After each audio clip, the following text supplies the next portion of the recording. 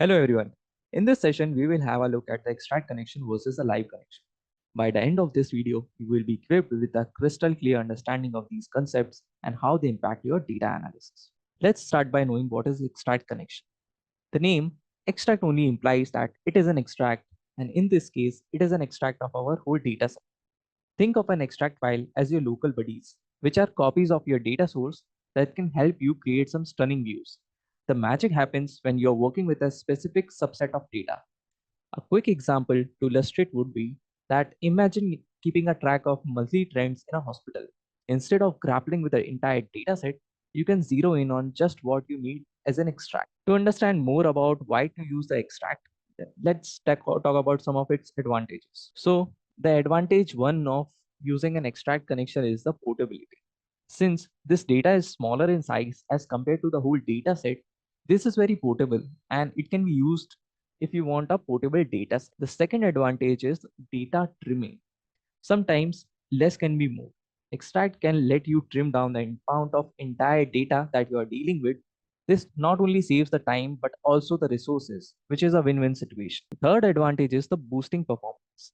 Have you ever stared at your screen waiting for a visualization to load?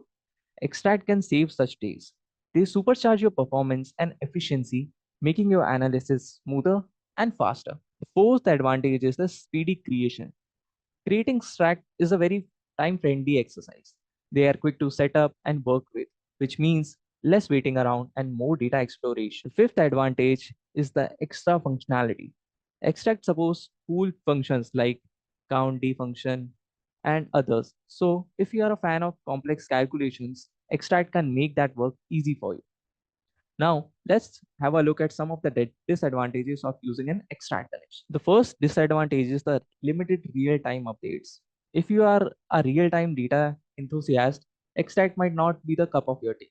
They do not offer some instant updates, so you will need to refresh them to keep up with the latest changes. The second disadvantage is the storage concentration. Extract can take up space like a souvenir collection, although its size is smaller than the original dataset. But if you're dealing with massive datasets, you need to keep an eye on your storage meters. Now, let's take a look into refresh in extract connections.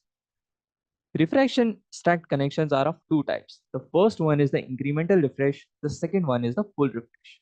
Let's talk first about the incremental refresh.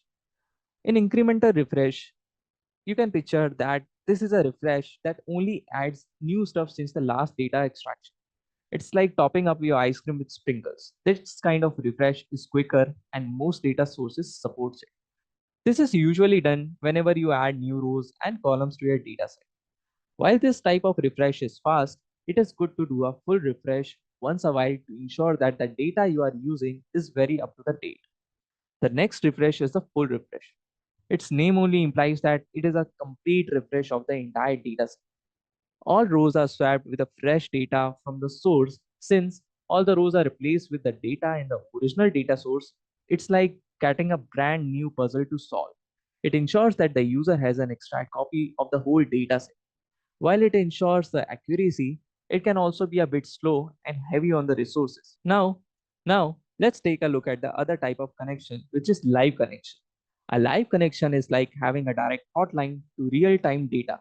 It's perfect for scenarios where your data changes rapidly and you want your visualization to mirror those quick changes automatically. For instance, think of anything that's involving a real-time data. Some examples can be the stock prices, social media trends, or maybe even weather updates. Let's talk a bit about the characteristics of live connection. The first characteristic is the real-time insights. With a live connection, you're diving into real-time data, getting insights as they are happening. It's like being in the front row of a live. The second characteristic is the rapid databases. If your data source is a speed demon, a live connection is your best companion. It's a match made in heaven for the rapid database. The third one is the complex versus simple visualization. Live connections are the champion for simple visualizations with smaller subdata sets like filters, calculations, and basic charts. However, they might take a breath when handling complex visualizations. The next one is the data source dependency. A live connection relies on the database for every query that you make. It's fetching fresh data every time you are interacting. The last one is the direct querying. A live connection means Tableau is directly linked with your web databases, fetching data every time you are trying to make a query. And there you have it. Our journey through our live and extract connection would be completely depending on what kind of scenarios are we dealing with. Are we dealing with a data set which is changing very rapidly, or if there is a huge data set that can be trimmed down to make a subset, and in that case we can use a extract. So I hope this lecture was clear. We'll be meeting in the next lecture where we will be talking about saving and publishing in Tableau.